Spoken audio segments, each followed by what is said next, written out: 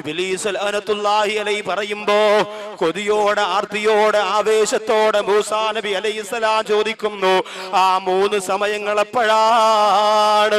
എന്റെ പ്രിയമുള്ള സഹോദരങ്ങളെ, ഈ തഴവാകുറ്റിപ്പുറത്ത് നുസ്രത്തുൽ അനാം എന്ന പാവപ്പെട്ട സഹോദരങ്ങളുടെ സംഘടനയുടെ 2ാമത് വാർഷികത്തിന്റെ അത് കേൾക്കാൻ വേണ്ടി ഒരുമിച്ച് കൂടിയ എന്റെ പ്രിയപ്പെട്ട സഹോദരങ്ങളെ, ഈ 3 സന്ദർഭത്തിൽ ഞാനും നിങ്ങളെ ഇബ്ലീസിനെ ശ്രദ്ധിക്കണം കേട്ടോ.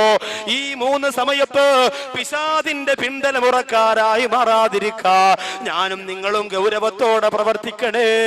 അതിൽ 1ാമത് എപ്പോഴാന്ന് ചോദിക്കുമ്പോ മൂസാ നബിയോട് പിശാച് പറഞ്ഞു കൊടുക്കുന്നു, നബിയേ, ഒന്ന് കോപം വരുമ്പോഴാണ്, ഒന്ന് ദേഷ്യം വരുമ്പോഴാണ്. ദേഷ്യം വരുമ്പോ ഇബ്ലീസ് വരുമോ എന്ന് ശ്രദ്ധിച്ച് സംസാരിച്ചില്ലെങ്കിൽ പലതും വിളിച്ചു പറയും നമ്മൾ. അവസാനം നമ്മൾ മെസ്സേജ് അയക്കും, അന്നേരം തോന്നിയ ദേഷ്യത്തിൽ വിളിച്ചു പറഞ്ഞതാ, പൊരുത്തപ്പെടണം, കാര്യമില്ല. പള്ളിയുടെ പൊതുയോഗത്തിനൊക്കെ നമ്മൾ കണ്ടിട്ടില്ലേ? പൊതുയോഗത്തിനൊക്കെ പിന്നെ ഇപ്പോ കാശുകാർക്കും വലിയ വലിയ സ്ഥാനമുള്ളവർക്കൊക്കെ അല്ലേ സംസാരിക്കാൻ പറ്റും. പാവപ്പെട്ട ആരെങ്കിലും അസ്സലാമു അലൈക്കും, എനിക്കൊരു കാര്യം പറയണമെന്ന്, ആള് കൊള്ളാല, ഇവിടെ തെണ്ടി തിരിഞ്ഞ് കിടന്ന കാലാണെങ്കിൽ വരയിലാണ്, അച്ഛനെ അവനെ ഒതുക്കി അവിടെ ഇരുത്തും. കാശുകാർക്ക് സംസാരിക്കാം, സാറ് പറയും, അപ്പൊ സാറ് സ്കൂളിൽ പോയിട്ടൊന്നുമില്ല, സാറിന് കുറച്ച് നോട്ട് പോക്കറ്റ് ഉണ്ട്, അതാണ് സാറ്.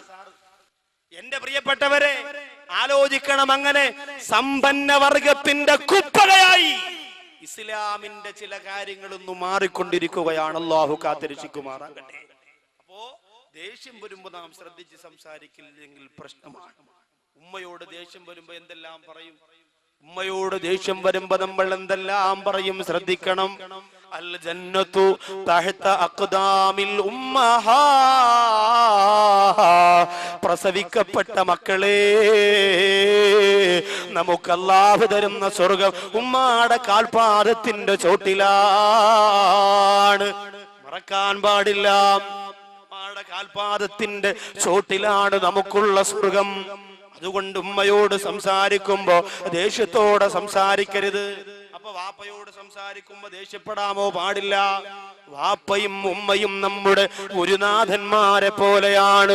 നമ്മുടെ ഗുരുനാഥന്മാരെ പോലെയാണ്. അല്ലാഹുവും റസൂലും കഴിഞ്ഞാൽ പിന്നെ നമുക്ക് ഏറ്റവും വലുത് നമ്മുടെ ഉമ്മയല്ലേ, നമ്മുടെ ഉപ്പയല്ലേ.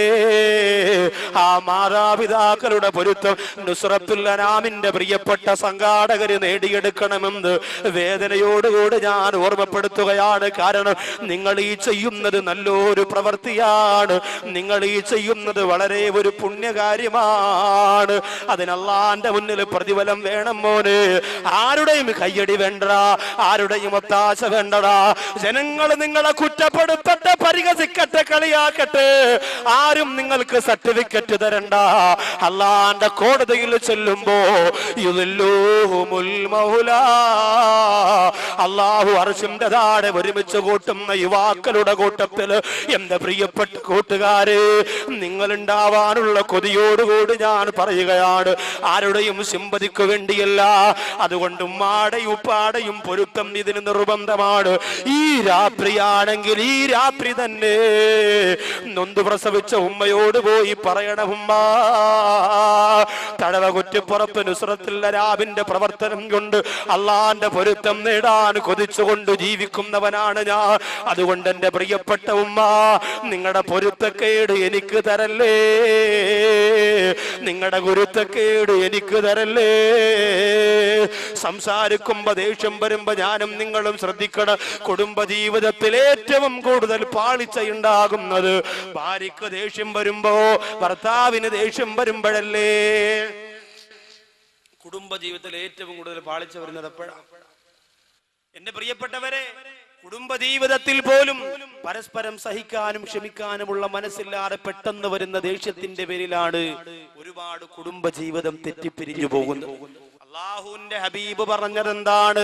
ഔസിനി യാ റസൂലല്ലാഹ്, ഔസിനി യാ റസൂലല്ലാഹ്. നബിയേ, നല്ലൊരു കാര്യം കൊണ്ട് എന്നോട് വസിയത്ത് ചെയ്യണമെന്ന് പറഞ്ഞുകൊണ്ട് നബി തങ്ങളുടെ മുമ്പ് വന്നപ്പോ അല്ലാഹുവിന്റെ റസൂല് പറഞ്ഞു കൊടുത്തത് എന്താ? ലാ തഗ്ലബ്, ലാ തഗ്ലബ്, ലാ തഗ്ലബ്. നീ കോപിക്കല്ലേ, നീ കോപിക്കല്ലേ. 3 പ്രാവശ്യമാണ് പറഞ്ഞത്. പെട്ടെന്ന് വരുന്ന ദേഷ്യത്തെ പിടിച്ചു നിർത്തണേ. ദേഷ്യം വരുമ്പോഴാണ് പലതും പറഞ്ഞു പോകുന്നത്. ദേഷ്യം വരുമ്പോ ഒരു സഹോദരൻ പറഞ്ഞത്, ഉസ്താദേ നല്ല അടിപൊളി മൊബൈലായിരുന്നു, റബ്ബറൊക്കെ ഇട്ട് കൊണ്ടുവരുന്നു വാരിക്കൂട്ടി. എന്തു പറ്റി? വീട്ടിൽ ചെന്നപ്പോ ഭാര്യ എന്തോ ഒരു സാധനമായി കൊണ്ട് ചെല്ലാൻ പറഞ്ഞു, കൊണ്ടുവന്നില്ല. മറന്നുപോയത് കൊണ്ട് ഭാര്യയുമായിട്ട് വഴക്കായി ദേഷ്യം വന്ന് കയ്യിലിരിക്കുന്ന മൊബൈൽ ഇവിടെ സ്വൈര്യം ഇല്ലെന്നും പറഞ്ഞുകൊണ്ട് ഒരൊറ്റ എറിഞ്ഞു. മാർബിളിൽ വീണു, മൊബൈൽ തവിട് പൊടിയായി. അങ്ങനെ 16 റബ്ബറൊക്കെ ഇട്ട് ഇപ്പൊ ഉസ്താദെ 2 കേൾക്കുമ്പോ 4 വരണം, മെസ്സേജ് അയക്കുമ്പോ പാട്ട് കേൾക്കണം. ഒരു ബഹളം തന്നെ. എന്തു പറ്റി? പിന്നീട് കരഞ്ഞിട്ടൊന്നും കാര്യമില്ല. ദേഷ്യം വരുമ്പോ എന്തെല്ലാം ചെയ്യും നമ്മൾ, എന്തെല്ലാം ചെയ്യും? ചീത്ത വിളിക്കും, മക്കളെ ശകാരിക്കും, മക്കളെ ഉപദ്രവിക്കും, ഭാര്യയെ ഉപദ്രവിക്കും, പ്രിയപ്പെട്ടവരുടെ മുടിക്കുത്തിന് പിടിച്ചു ചുവരിലേക്ക് ഇടുക്കി വെക്കും. റസൂലുള്ള പറയുന്നു, ലാ തഗ്ലബ്, നിങ്ങൾക്ക് ദേഷ്യം വരാൻ പാടില്ല, കോപിക്കാൻ പാടില്ല. ഇനി അങ്ങനെ ദേഷ്യം വന്നാൽ നിൽക്കുമ്പോഴാണ് ദേഷ്യം വരുന്നതെങ്കിൽ ഇരിക്കണം, ഇരിക്കുമ്പോഴാണ് ദേഷ്യം വരുന്നതെങ്കിൽ കിടക്കണം, കിടക്കുമ്പോഴാണ് കിടന്നിട്ടും ദേഷ്യം പോകുന്നില്ലെങ്കിൽ പോയി വുളു എടുക്കണമെന്നാണ്. ശരീരം പിന്നെ ചൂടായി നിൽക്കുമ്പോഴാണ് ദേഷ്യം വരിക. അതുകൊണ്ട് എന്ത് ചെയ്യണം? ആ ശരീരത്തെ നമ്മൾ എന്ത് ചെയ്യണം? പിടിച്ച് നിയന്ത്രിച്ച് വെള്ളമൊക്കെ ഒഴിച്ച് തണുപ്പിക്കണം. എഞ്ചിൻ ചൂടായ പിന്നെ വെള്ളം ഒഴിച്ചു കൊടുക്കണം. ഇത്തിരി നേരം ഒന്ന് സമാധാനമായിട്ട് എവിടെയെങ്കിലും കൊണ്ട് കിടത്തണം, അല്ലെങ്കിൽ സംഭവമൊക്കെ പൊട്ടിത്തെറിക്കും. പുതിയോതിനൊക്കെ ചൂടായി, ഞാനിവിടെ എന്റെ വാപ്പാരെ കവറാണ് ഇവിടെ ആദ്യം വെട്ടിയുണ്ട് ചാടി എഴുന്നേക്കുമ്പോ നീ അവിടെ ഇരിയുടെ ശുക്കൂറ ഇരിയുടെ ഇരുത്തമ്പ് ദേഷ്യം കുറച്ച് തീരും. ഇരുത്തണം പിടിച്ച് ഇരുത്തിയിട്ടവ ഇരിക്കണില്ല, കസേര കിടന്ന് ഓ. ഉടനെ മോദിമാരെ പറഞ്ഞ് മോട്ടർ എടുത്തിട്ട് വെള്ളം ഇങ്ങനെ ഹോ. അപ്പോഴത്തടക്കും ഭർത്താവ് ദേഷ്യപ്പെടുമ്പോ ഭാര്യ എന്ത് ചെയ്യണം? പൈപ്പ് എടുത്തുകൊണ്ട് വന്നിട്ട് വെള്ളം അങ്ങനെ കൊടുത്തിട്ട് ഇരിക്കും. Please sit on yeah husband എന്ന് പറയണം. കസേര ഇട്ടെടുത്ത് ദൂരോട്ട് എന്ന് പറയണല്ലേ, കസേര വണ്ടയ്ക്ക് അടിച്ചിട്ട് ഇറങ്ങി പോകുക. അപ്പൊ ദേഷ്യം നമുക്ക് വന്നാൽ വലിയ പാടാണ്. ഇത് പിശാച് കൊണ്ടുവരുന്നതാണ്. ഒന്നാമത്തെ സമയം വിശദീകരിക്കാൻ നേരമില്ല. ഒന്നാമത്തെ സമയം പിശാച് ഒന്നാമത് വരുന്നത് ദേഷ്യം വരുമ്പോഴാണ്. രണ്ടാമതെപ്പോഴാണ്? കലീമുല്ലാഹി മൂസാ നബിയോട് ഇബ്ലീസ് ലഅനത്തുല്ലാഹി അലൈഹി പറഞ്ഞു കൊടുക്കുന്നു, നബിയേ രണ്ടാമതെപ്പോഴാണ് ഞാൻ മനുഷ്യ മനസ്സിലേക്ക് കടന്നു വരുന്നതെന്നറിയോ? അന്യ സ്ത്രീയും അന്യ പുരുഷനും ഒറ്റയ്ക്കാകുമ്പോഴാണ്. അന്യ സ്ത്രീയും അന്യ പുരുഷനും ഒറ്റയ്ക്ക് എവിടെയെങ്കിലും ഇരുന്നാൽ കസേരയിട്ട് ഞാനും പോയിരിക്കും. എന്നിട്ട് പറയും, സംസാരിയുടെ വെറുതെ കിട്ടിയ അവസരമില്ല. അപ്പൊ എവിടാ വീട്? അങ്ങനെ തുടങ്ങും. ഇബ്ലീസ് മധ്യത്തിരുന്നുകൊണ്ട് ഇവരുടെ കാര്യങ്ങൾ ഭംഗിയാക്കി കൊടുക്കും. എത്രയോ സ്ഥലത്ത് അങ്ങനെ നടക്കുന്നു. ഇന്ന് ഇബ്ലീസ് അന്യ സ്ത്രീക്കും അന്യ പുരുഷനും വേണ്ടിയിട്ട് വർക്ക് ചെയ്യുന്നത് മൊബൈലിന്റെ രൂപത്തിലാണ്. മെസ്സേജ് രാത്രിയാകുമ്പോ 16 വയസ്സായ മോള് കിടന്നുറങ്ങുന്നു, ഉമ്മച്ചിരിയും വാപ്പച്ചിരിയുടെ അടുത്ത് കൂക്കൂ കൂക്കൂ മെസ്സേജ് വരാം. 1 മണിയാകുമ്പോ പെണ്ണെടുത്ത് വായിച്ചു നോക്കുമ്പോ മെസ്സേജ് MUPILAN മൂപ്പിലാൻ ഉറങ്ങിയോ? ഉറങ്ങിയെങ്കിൽ ടെറസിന്റെ മുകളിൽ കയറൂ, ഞാൻ അപ്പുറത്തെ വീട്ടിലെ ചെടിച്ചട്ടിയുടെ മണ്ടയിലുണ്ട്, നമുക്ക് വെളുക്കുന്നവരെ സംസാരിക്കാം. മെസ്സേജ്. അപ്പൊ ഇവള് തിരിച്ചു പറയും, എടാ ചീത്താനെ വാപ്പ ഉറങ്ങിയിട്ടില്ല, പിന്നീട് കുറച്ചുകൂടെ കഴിയട്ടെ. കുറച്ച് കഴിയുമ്പോ വീണ്ടും കൂക്കൂ കൂക്കൂ. യവനിതൊന്നും നോക്കേണ്ട കാര്യമില്ല. അവന് വാപ്പായുമാക്കെ തലാക്കി ടെറസിന്റെ മണ്ട ഇട്ടിരിക്കുകയാണ്. അവന് ഏതെങ്കിലും ഒരു പെണ്ണ് തിരിച്ച് റിപ്ലൈ കൊടുക്കുമ്പോ അങ്ങ് സംസാരം തുടങ്ങിക്കോളും. അതുവരെ ഇങ്ങനെ അയച്ചുകൊണ്ടിരിക്കും. അങ്ങനെ രണ്ടാമത് വീണ്ടും കൂക്കു വെക്കുമ്പോ ഈ പെണ്ണിന്റെ വാപ്പ പറയും, ആരിവാ ഇവിടെ ആരാ ബോംബ് വെച്ചെന്നാ തോന്നണ, കുറെ നേരമായിട്ട് കൂക്കു കൂക്കൂന്ന് കേൾക്കാം.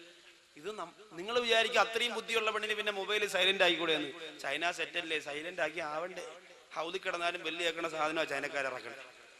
ഇനി ഇമാമിനെയും കൂടെ ചൈനയിൽ നിന്ന് ഇറക്കിയാൽ രക്ഷപ്പെട്ടു. ഇമാമിനെയും കൂടെ ചൈനയിൽ നിന്ന് ഇറക്കിയാൽ അടിപൊളിയായിരിക്കും, നല്ല രസമായിരിക്കും. മീശയും താടിയൊന്നും ഉണ്ടാവില്ല എന്ന് പറഞ്ഞ് കുത്തു പോകുമ്പോ വലിയ അല്ല, ശമ്പളം കൊടുക്കാനല്ലേ പാട്. ചൈനയിൽ നിന്ന് ഇറങ്ങിക്കോളി. എന്റെ സഹോദരങ്ങളെ, അപ്പോ അന്യ സ്ത്രീയും അന്യ പുരുഷനും ഒറ്റയ്ക്കെവിടെയെങ്കിലും ഇരുന്നാൽ മൂന്നാമനായി പിശാച് വരുന്നതാണ്. അഫറൈതൽ ഹമുവ യാ റസൂലല്ലാഹ്, അല്ലാഹുവിന്റെ റസൂലേ, ഹമുവിനെ കുറിച്ച് എന്തു പറയുന്നു നബിയേ? ഹമു എന്ന് പറഞ്ഞാൽ ആരെന്ന് എന്റെ സഹോദരിമാർക്കറിയോ? ഭർത്താവിന്റെ അനുജനാണ്, ഭർത്താവിന്റെ ജ്യേഷ്ഠനാണ്. എന്തു പറയുന്നു നബിയേ? അള്ളാന്റെ റസൂല് പറഞ്ഞു അവരും അന്യരാണ്. അൽ ഹമു അൽ മൗത്തൂ, ഹമു എന്ന് പറയുന്ന ഭർത്താവിന്റെ അനുജനും ജ്യേഷ്ഠനുമായി നീ ഇടപെടുന്നത് അതും മരണത്തിന് തുല്യമാണ്. ചില സഹോദരിമാര് പറയുമല്ലോ, എന്റെ ഇക്ക ഗൾഫിലാണെങ്കിൽ എന്താ, മോന് പോളിയോ കൊടുക്കാൻ പോകുമ്പോ അനിയന്റെ പൾസർ ഉണ്ടല്ലോ, ശ്രമിക്കണ്ട, എവിടെ പോകാനും അനിയൻ പൾസറും കൊണ്ടുവരുമല്ലോ. എന്റെ അനുജനും ഭാര്യയും കൂടി വീഗാലാൻഡിൽ പോയപ്പോ എന്നെ കൊണ്ടുപോയല്ലോ. അനുജൻ എന്നോട് വല്ലാത്ത സ്നേഹമാണ്, എന്റെ ഇക്കയെക്കാളും ഇഷ്ടമാണ്. എന്റെ അനുജനില്ലെങ്കിൽ ഞാൻ ഒരുപാട് വേദനിച്ചു പോയന് എന്ന് പറയുന്നവര്, ഒരു ഭർത്താവിന്റെ അനുജന്റെ സ്നേഹം ഞാൻ നിഷേധിക്കുന്നില്ല. പക്ഷേ ഭർത്താവിനെ പോലെ ഇടപെടുന്നത് ഹറാമാണ് പെണ്ണേ, അത് സൂക്ഷിക്കണേ. അന്യരെ സൂക്ഷിച്ചേ പറ്റൂ. അത് മാമാടെ മോനാണ്, മാമിയുടെ മോളാണെന്നൊക്കെ പറഞ്ഞ് ഇബ്ലീസ് നിങ്ങൾക്ക് ബന്ധം ചേർത്തു തരും. പക്ഷേ ഹറാമ് ഹറാമ് തന്നെ, അറിയാതെ ഞാനും നിങ്ങളും കുടുങ്ങിപ്പോകും. അള്ളാഹു കാത്തുരക്ഷിക്കട്ടെ. അതുകൊണ്ട് അന്യ സ്ത്രീയും അന്യ പുരുഷനും ഒറ്റയ്ക്കാകുന്ന സമയമുണ്ടല്ലോ. 14 വയസ്സുകാരിയായ മോള് അപ്പുറത്തെ വീട്ടിൽ കൊണ്ടാക്കിയിട്ട് കറങ്ങാൻ പോകുന്ന ഉമ്മ, 17കാരിയുടെ കൂടെ 22കാരനെ ട്യൂഷൻ എന്ന പേരില് റൂമിന്റെ അകത്തടച്ചിടുന്ന ഉപ്പ, കേരള കലോത്സവത്തിന്റെ പേരിൽ, യുവജനോത്സവത്തിന്റെ പേരിൽ കോട്ടയത്തും തിരുവനന്തപുരത്തും ലോഡ്ജ് എടുത്തുകൊണ്ട് മക്കൾക്ക് താമസ സൗകര്യം ഒരുക്കി കൊടുക്കുന്ന ഉമ്മ, ഹോസ്റ്റലിൽ താമസിക്കാൻ വേണ്ടി 17കാരിക്ക് 18കാരിക്ക് സ്വാതന്ത്ര്യം കൊടുക്കുമ്പോ ആ പൊന്നുമോളെ മൊബൈലിലേക്ക് വിളിക്കുമ്പോ 24 മണിക്കൂറും ബിസിയാണെങ്കിൽ പിന്നെ എന്തിനാണ് ഉമ്മ മാസാമാസം വിദേശ രാജ്യത്ത് കിടന്ന് വിയർപ്പെടുക്കുന്ന ഭർത്താവിന്റെ നോട്ടുകെട്ട് വാങ്ങി മോള് കുരുതി കൊടുക്കുന്നതുമ്മ? ശ്രദ്ധിക്കണേ. അന്യ സ്ത്രീയും അന്യ പുരുഷനും എവിടെ ഒറ്റയ്ക്കാകുമോ അവിടെ ഞാനുണ്ട് നബിയേ, അവരെ നശിപ്പിക്കാൻ ഞാനുണ്ട് നബിയേ.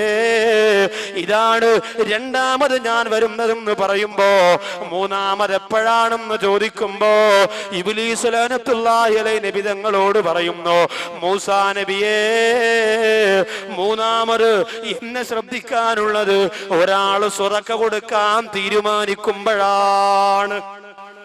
ഒരാള് സ്വതക്ക കൊടുക്കാൻ തീരുമാനിക്കുമ്പോ പെട്ടെന്ന് ഇബ്ലീസ് വന്നിട്ട് പറയും, അത്രയും കൊടുക്കണോ?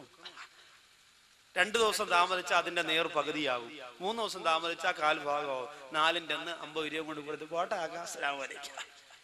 ഇന്നലെ ഇവിടെ നിന്ന് പോയ ഒരു സഹോദരൻ ഉദാഹരണത്തിന് ചിന്തിച്ചോ, 5000 രൂപ ഇന്ന് ഇവിടെ കൊടുക്കണം പാവപ്പെട്ട കൊച്ചുങ്ങൾക്ക് വേണ്ടി. ഒന്നുമല്ലെങ്കിലും ഇത്രയും ജനങ്ങൾ ഒരുമിച്ച് കൂടിയതിൽ ഒരാളുടെ ആമീൻ സ്വീകരിച്ചുകൊണ്ട് അള്ളാഹു എന്നെ രക്ഷപ്പെടുത്തിയാലോ എന്ന് ചിന്തിച്ചുകൊണ്ട് 5000 കൊടുക്കാൻ തീരുമാനിച്ചു. വീട്ടിൽ പോയപ്പോ ഭാര്യ പറഞ്ഞു, പിന്നെ വല്ലതും കൊടുക്കണ്ടേ, പാവം, നല്ല പരിപാടിയാണ്, അതുകൊണ്ട് നമ്മുടെ വകയായിട്ട് എന്തേലും പാവപ്പെട്ട കുഞ്ഞുങ്ങളൊക്കെ നിക്കാഹിപ്പിക്കാനല്ലേ, നമുക്കും ഇല്ലേ 3 മക്കള്. ഇതൊക്കെ പറയുമ്പോ ഭർത്താവ് പറയാം, 5000 രൂപ കൊടുക്കണം. 5000 രൂപയെ ഞാൻ വല്ല 500 രൂപയാണ് കൊടുത്താവെന്ന് പറയും. എന്റെ റബ്ബേ, ഇയാളെ ആള് കൊള്ളാലോ, 5000 രൂപയെ പടച്ചവനെ. ഇന്ന് രാവിലെ ഇവിടെ ഒരാള് വന്നതേ ഉള്ളൂ, കറണ്ടിലെ അടുപ്പം കൊണ്ട്. ഞാൻ പൈസ ഇല്ലെന്ന് വേണ്ടെന്ന് പറഞ്ഞു വിട്ടതാ. കറണ്ടിലെ അടുപ്പ് കമ്പനി പരിചയപ്പെടുത്തുന്ന പുതിയ സാധനമാണ്, താത്ത സ്വിച്ച് ഇട്ടാ മതി, ചായ റെഡി.